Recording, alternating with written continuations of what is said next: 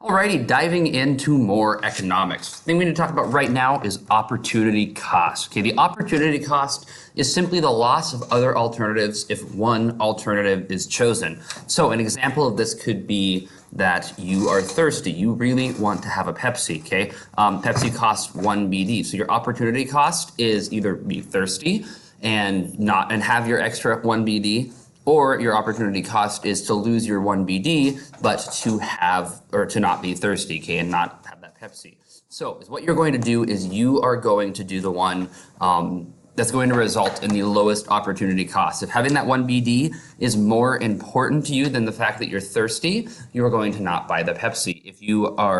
If the cost of being thirsty is greater than 1 BD, you are going to pay for that Pepsi. Okay, so if opportunity cost is too high, you're not going to do something. So if the opportunity cost is way, way, way more than you're willing to pay for it, you're not going ahead and going to do that thing. So an example of this could be John's going to study all night for his exam. Okay, the next day John is very, very sleepy. So the option that John has is studying for the test more important to John? Does it cost more to John to study for the test than it does a good night's sleep? Okay, so the opportunity cost is a good night's sleep. Again, this is kind of confusing. We'll talk about this a little bit more in class. Comment down below, though, if you have any more questions over that. Next, we're talking about the law of demand. As you can see this, the graph right here, we're going to explain this as we're going through, but I wanted you to be able to see the graph first to understand kind of what I'm talking about. The law of demand is simply stating that if all other factors are going to remain equal, so nothing else is happening in the country,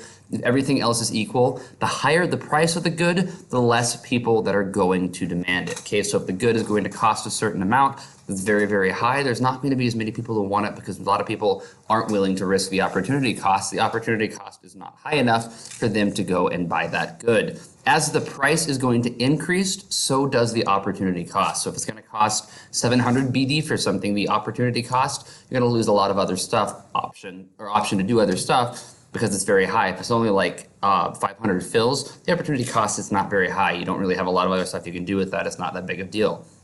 People don't want to buy something if the price is very, very high and the demand is not there. Okay, if the price is very high, the opportunity cost is high, you are simply not going to buy it. This is always going to be on a downward slope, as you can see right on here. Okay, so the quantity going right, how many people want to buy something, is going to be determined about what the price is. Okay, if the price is very, very high, you don't have very many people wanting to buy it. If the price is very low, there's going to be more people that want to purchase this good. The law of supply, as you can see on the graph, is going to go in the opposite direction. This is going to say that quantities are going to be sold at a certain price. And this is what producers are willing to sell their good for. As the supply increases, the demand is going to decrease. And this is going to be on an upward slope. But you can see this because if there's a lot of something, not as many people want it because they probably already have it. Okay, so you don't need to go out of your way and buy this new thing because the slope is upward. You don't need to buy it. The demand is decreasing as the supply increases. Now, it's important to understand that timing is key. Suppliers must act quickly and react quickly to different things going on if they want to make money. So if demand increases and there's a lot more people who want something suddenly, your production has to increase in order to meet that demand. Otherwise, you are not making the maximum amount of money you could be making. If you do not do this, you do not make money. Your company can and probably will fail. Okay. The opposite is also true. So if demand is going to dramatically decrease, you need to then reduce production, or you're going to have a surplus, which people don't want a surplus. You're going to have a high supply at low demand. You're not going to be making any money. We'll talk about supply and demand tomorrow. Comments or questions, put them down below. Otherwise, good luck.